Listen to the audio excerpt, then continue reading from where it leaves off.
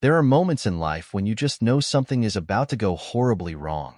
It's like standing in your living room, holding a glass of wine, and watching your toddler sprint toward the coffee table at full speed.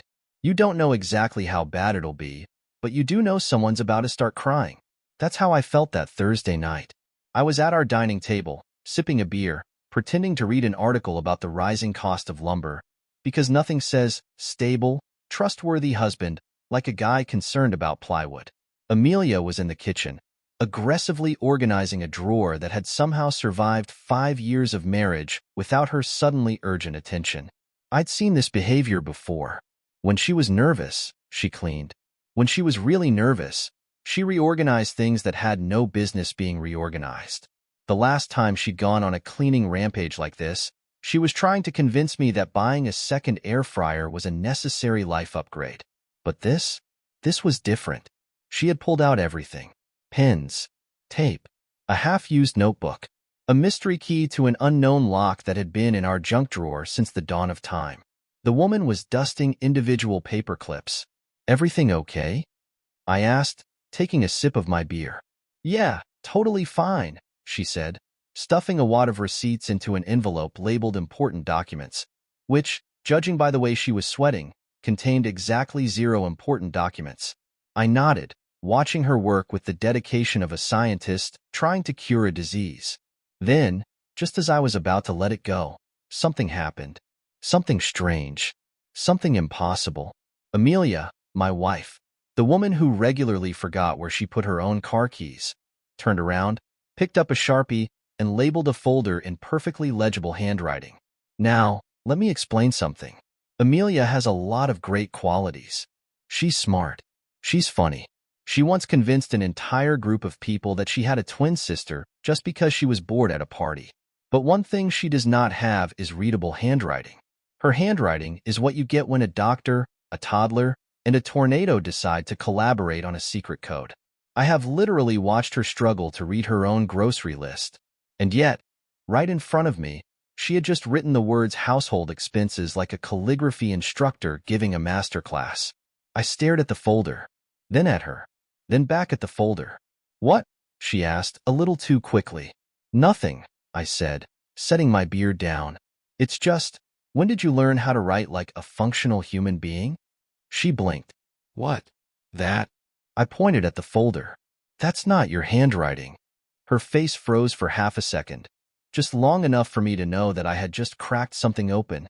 She laughed, but it was the kind of laugh that people give when they realize they're about to be interrogated by the FBI. "Oh, come on, Henry. I've always written like this." "No," I said, standing up. "No, you haven't. I've seen your handwriting, Amelia. It looks like you hold the pen in your mouth while riding a roller coaster." She rolled her eyes. "You're being ridiculous."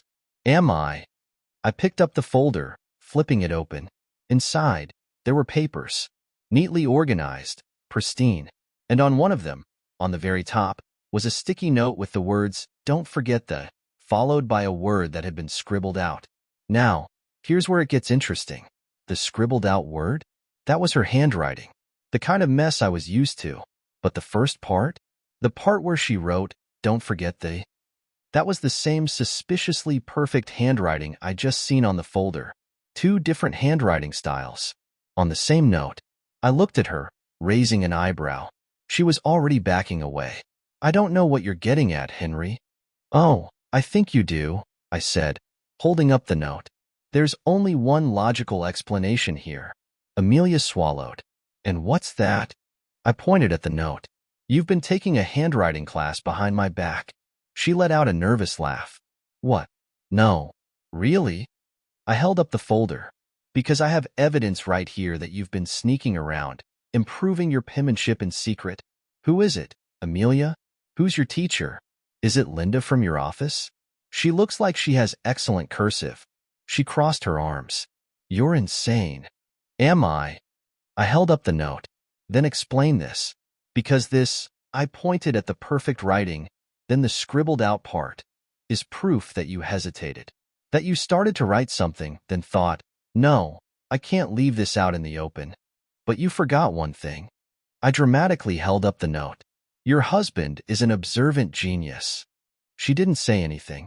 And then, because sometimes the universe decides to gift you a moment of pure, undeniable truth, the front door suddenly burst open. "Hey, babe." A man's voice. Loud, cheerful, excited.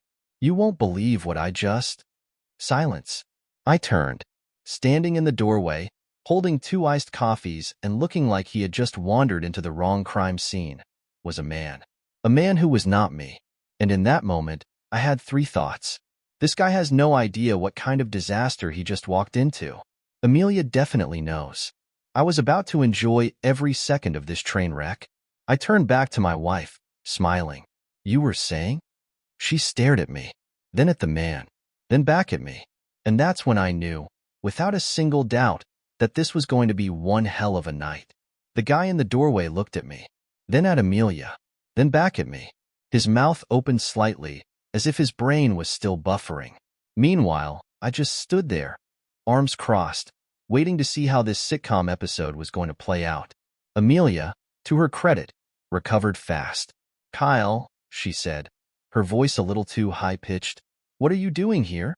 Ah, Kyle. That was a solid name for a guy who accidentally walked into a minefield. Kyle blinked a few times, his grip tightening on the 2 iced coffees he was holding. I brought your drink." He slowly extended one toward her like a peace offering. The usual? The usual. Fantastic. Not only did my wife have a man delivering personalized coffee orders, but he also apparently felt comfortable enough to barge into our home like it was his weekly routine. I made a mental note to check if he had his own key next. "Right," Amelia said, snatching the coffee out of his hand so fast she almost knocked the lid off. "Thanks. That was really nice of you." She took a sip, as if the act of drinking something would make this situation less horrible for her. Kyle, still apparently confused about why I was standing there looking at him like an audience member at a magic show, turned to me. Hey, man." "Hey, Kyle," I said, nodding. "Nice of you to drop by." Uninvited. Through my front door. While addressing my wife in a way that suggests you see her more often than the mailman. Kyle let out a short laugh, like he thought I was joking. I wasn't. Amelia, realizing she was in deep, did what any guilty person does when they don't have a good excuse. She started talking way too much. "Oh, so this is funny," she said, waving a hand between us. "Kyle, meet Henry, my husband, and Henry. This is Kyle, my, she hesitated for a fraction of a second, "coworker." I let out a whistle. "Coworker, huh?" She nodded, a little too quickly. "Yep. We work together. We've worked together for, like, months. Right, Kyle?" Kyle, who had finally caught up to the fact that he was in the middle of something very bad, nodded robotically. Yeah, we totally work together." I took a step forward, looking him up and down. Kyle was younger than me, probably in his late 20s, and had the kind of posture that screamed confident until proven otherwise. He was wearing sneakers that looked too clean for a guy who actually worked, and a shirt with some kind of logo on it. Probably something meaningless, like an overpriced gym he never actually went to. "So, Kyle," I said, making a show of looking around the room, "since we're all being honest coworkers here, what exactly is your role at, I turned to Amelia. "Where is it you work again?" Amelia shifted her weight. "The office," she said. I nodded. "Ah, the office. That's helpful. So, Kyle, what do you do at the office?" Kyle's Adam's apple bobbed as he swallowed. IT?" I raised an eyebrow. "IT? And that requires regular house calls, does it?" Kyle's eyes darted to Amelia, clearly hoping for backup. But she was too busy sipping her iced coffee like she wished she could drown in it. "Well," I continued, "unless my wife's laptop suddenly exploded, I don't see what could have been so urgent that you needed to deliver coffee to my house." Silence. Kyle scratched the back of his neck. "You know what, man? I just remembered I left something in my car." He took a step backward. "I should, go get that." I stepped in front of the door. No, Kyle. I insist. Stay a while. I'd love to hear more about this working relationship you two have." Kyle looked at Amelia again. This time, she did not look like she had his back. In fact, She looked like she was ready to set him on fire with her mind. He exhaled. Okay, he muttered under his breath. I turned to Amelia. So? Want to explain why you and Kyle here are on a coffee delivery basis? Because last I checked, your office doesn't have a drive-through window. She put her cup down a little too hard, coffee sloshing over the rim. Oh, for God's sake, Henry. Can you stop making this into some big thing? I blinked. Some big thing? Amelia, your IT coworker just walked into our house like a DoorDash driver who doesn't knock, and I'm the one making this weird? Kyle raised a hand. For the record, I knocked. Shut up, Kyle. Kyle, shut up. Amelia let out a slow breath, her fingers tapping against the counter. It's just coffee, Henry. Oh, sure, I said. You know what I don't do with my coworkers? Exchange handwritten notes, get my handwriting mysteriously neater, and have them show up at my house like they live here. Kyle, who had clearly lost all will to participate in this train wreck, took a cautious step toward the door. Nope, I said, holding up a hand. Not yet, buddy. You're in this now. His shoulders sagged. Look, man, I really didn't mean to cause. I waved him off. Save it. I don't blame you. I turned back to Amelia. You, on the other hand, owe me an explanation. She crossed her arms. Oh, I owe you an explanation? Yeah, because, I don't know. You've got Kyle bringing you coffee, showing up at our house, and, oh yeah, lying about your handwriting like a criminal trying to forge a confession. Amelia scoffed. You're ridiculous. Am I? I held up the note again. Because this right here, is why I started questioning things. And lucky for me, you gave me all the answers I needed the second Kyle waltzed in with his cold brew like a personal assistant with bad timing. Kyle, officially at his breaking point, sighed. Look, I really should. No one's stopping you, Kyle. I stepped aside, gesturing toward the door. Run along now, before my wife ropes you into another totally normal work activity. Kyle didn't need to be told twice. He shot out of that house so fast I half expected to hear cartoon sound effects. I turned back to Amelia. Well, that was fun. Want to try explaining again? Or should I start writing my own household expenses notes in mysterious new handwriting too? She rubbed her temples. Henry, for God's sake.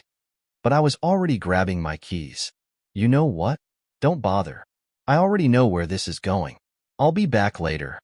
I walked out the door, slamming it behind me, only to realize I had no idea where I was going. But hey, at least I wasn't Kyle. Leaving the house felt like the right move, but now I had a new problem. I had nowhere to go. I didn't have some buddy's couch to crash on. I wasn't about to check into a hotel like some guy in a midlife crisis, and I wasn't in the mood to sit in a bar staring at a beer like I was in the world's worst country music video. But then, as I was standing next to my car trying to figure out my next move, I had an idea. It was a bad idea, but those are the only kinds of ideas that are interesting. Kyle had walked out of my house in a hurry, and he hadn't even had time to sip his own coffee. That meant there was a good chance he wasn't just dropping something off. He was heading somewhere, probably back to wherever he and my wife normally spent their time when they weren't busy ruining my afternoon. So, I did what any normal, reasonable man would do. I got in my car, started the engine, and tailed him. I kept my distance, of course. I wasn't about to go full undercover agent over this, but Kyle wasn't exactly trying to shake me off either. The guy had probably already mentally deleted the last 10 minutes from his memory like a trauma victim. For a guy with such a dramatic entrance, he had an incredibly dull destination. An apartment complex on the other side of town. One of those newer places, the kind where they slap some gray paint on cheap materials and call it luxury living. Kyle pulled into a spot, got out of his car, and walked toward the entrance. I parked a safe distance away, still watching. Now, I had a few options. I could go up and knock. I could wait to see if Amelia showed up. Or, I could break into Kyle's car and see if he was dumb enough to leave behind something useful. I chose the most interesting option. Now, before you start judging, let me be clear. I wasn't planning on stealing anything. This wasn't a crime of passion. This was a crime of extreme curiosity. I walked over casually, looking around. The parking lot was mostly empty, and the few people who were outside weren't paying attention. Kyle's car was an older model, nothing fancy, and when I checked the handle, it gave a satisfying click. Unlocked. Kyle, buddy, you really were making this too easy. I slid into the driver's seat like I belonged there, taking a quick survey. The guy had a gym bag in the back, a pair of sunglasses in the cup holder, and a stack of papers on the passenger seat. I grabbed the papers first, flipping through them. Most of it was standard work junk. Pay stubs, some insurance info. But then, near the bottom of the pile, I found something that made me pause. A lease agreement, signed by Kyle and Amelia. I stared at it, rereading the names just to make sure I wasn't hallucinating. Nope. My wife's signature, plain as day, right next to Kyle's. I let out a slow breath, setting the papers back down like they were poisonous. Okay, so now I knew. Amelia wasn't just sneaking around with Kyle. She was actively planning for a life with him. This wasn't some mistake. This wasn't an affair that got out of hand. She had a whole second life in the works. That was way more ambitious than I'd given her credit for. I leaned back in Kyle's seat, taking a moment to let it sink in. There's a special kind of feeling that comes with realizing your entire marriage has been a joke, and let me tell you, it's a weird one. It's like finding out you've been wearing a shirt inside out all day, except instead of a shirt, it's your whole life. At that moment, something hit the windshield. I flinched, looking up. Kyle was standing in front of the car, staring at me like he had just witnessed a cryptid sighting. He had dropped his coffee. It was now leaking all over the pavement. We locked eyes. Neither of us moved. I took a deep breath, then calmly opened the car door and stepped out. Kyle pointed at me. Dude, are you in my car? I nodded. Looks that way, yeah. His mouth opened, then closed, then opened again.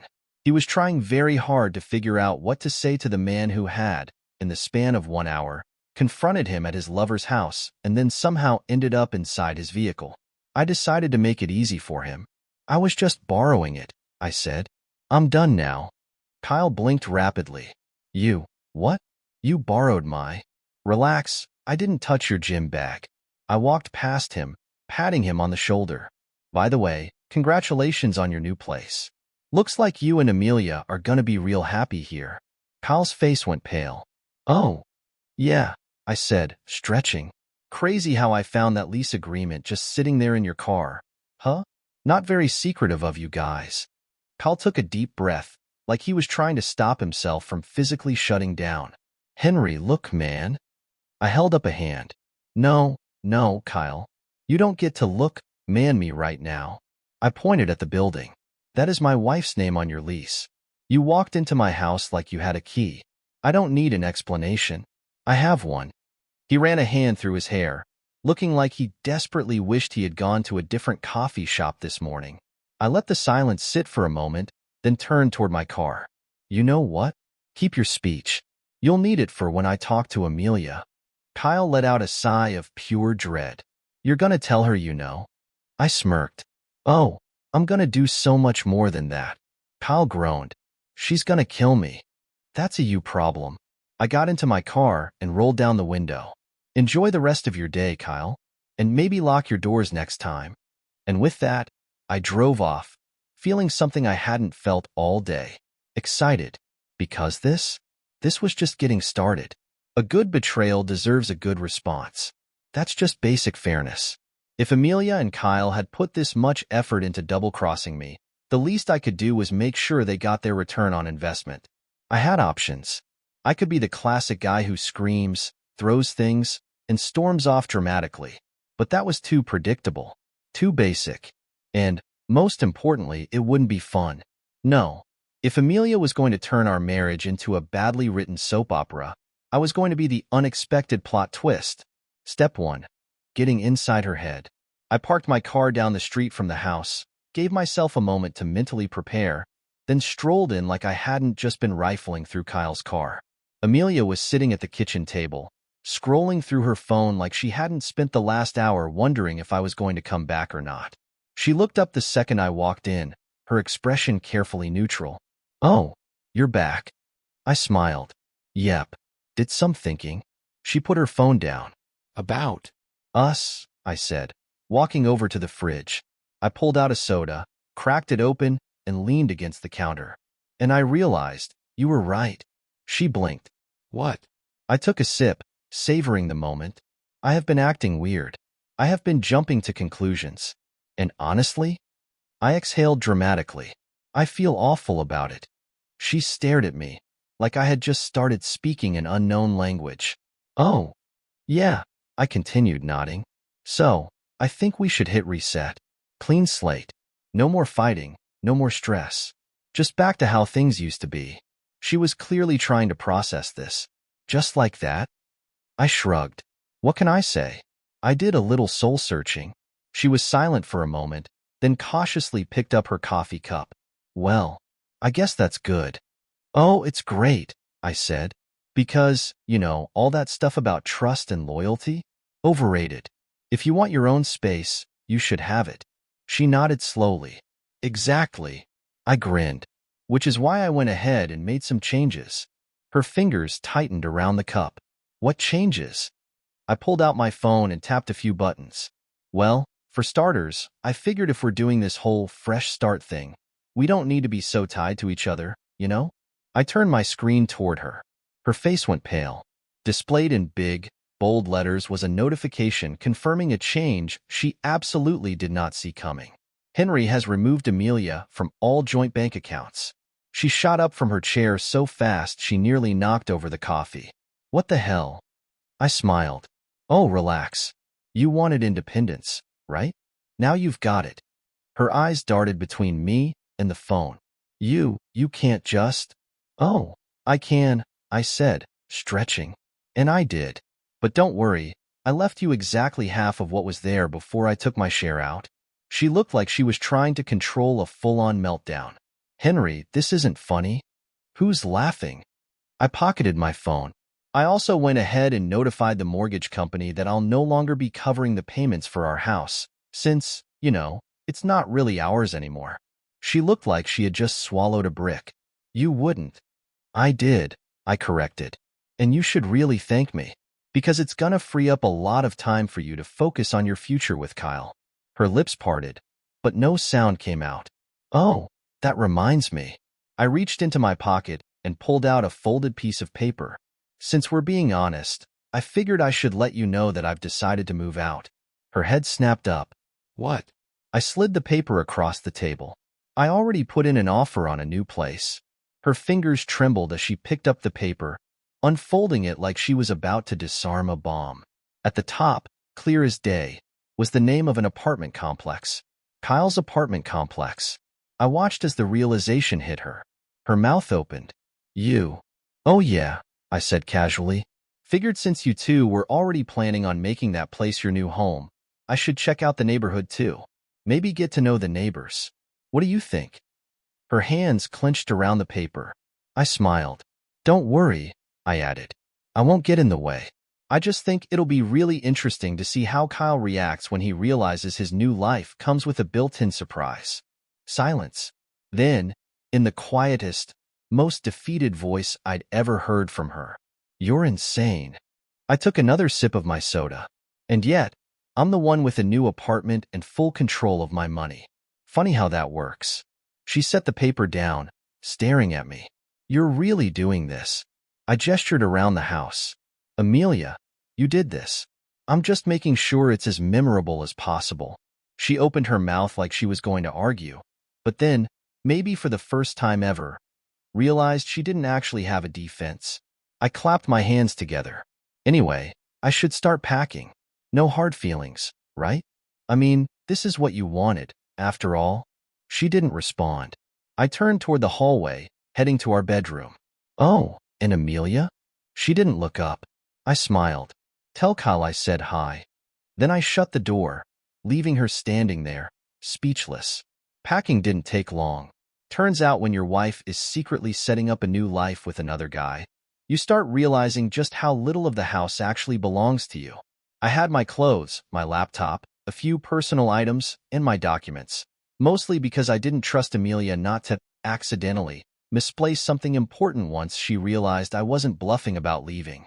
The rest? I didn't care. Let her keep the furniture, the plates, the weirdly expensive decorative pillows she insisted we needed but never actually used. I was out. And unlike Amelia, I didn't need a backup man to make it happen.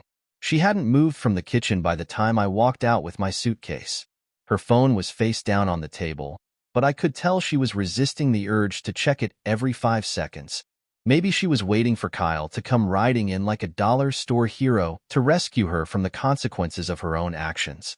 Heading out, I said casually, setting my bag by the door. She looked up, eyes narrowing. Where are you going? To my new apartment. She scoffed. You're serious about that? I tilted my head. Oh, I'm sorry. Were you not serious when you signed a lease with Kyle?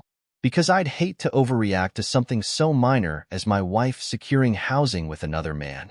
She exhaled through her nose. This is so childish. I raised an eyebrow. You know what's childish? Trying to cheat on your husband and keep all the benefits of being married to him at the same time. She crossed her arms. You're making a mistake. I grinned. Funny.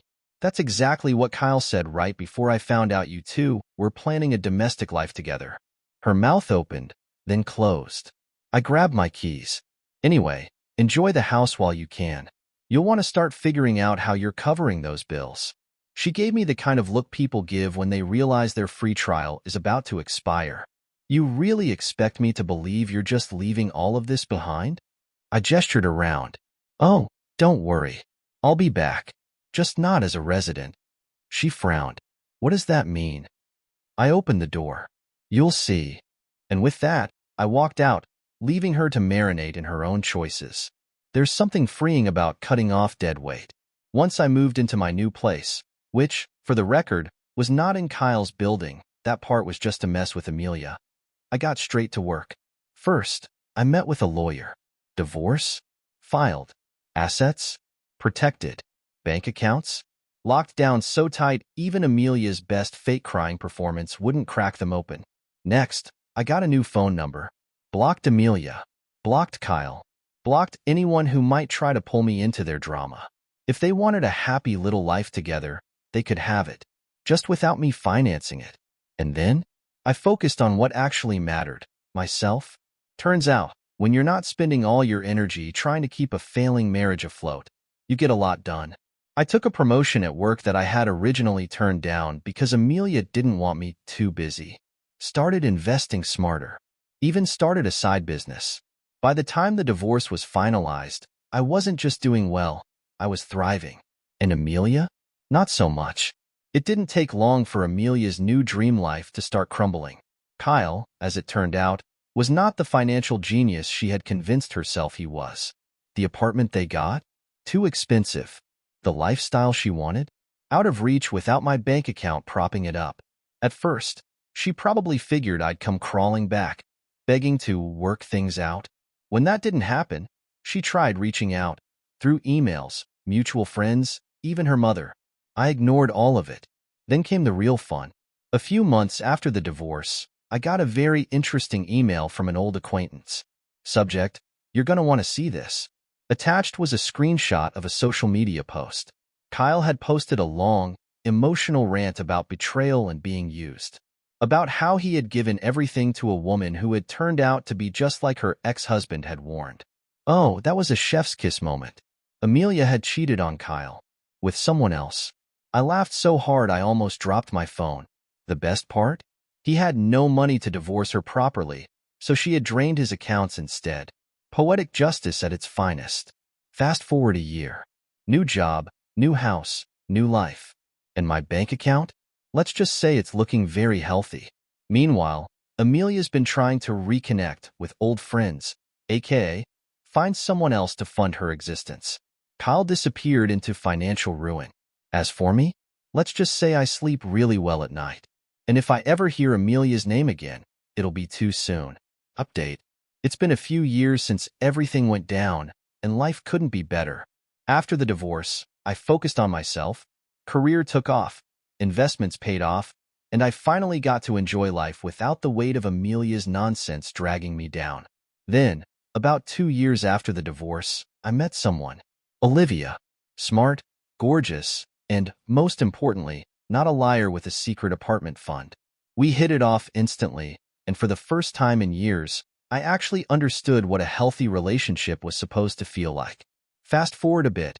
Olivia and I got married, and now we've got 2 little ones running around.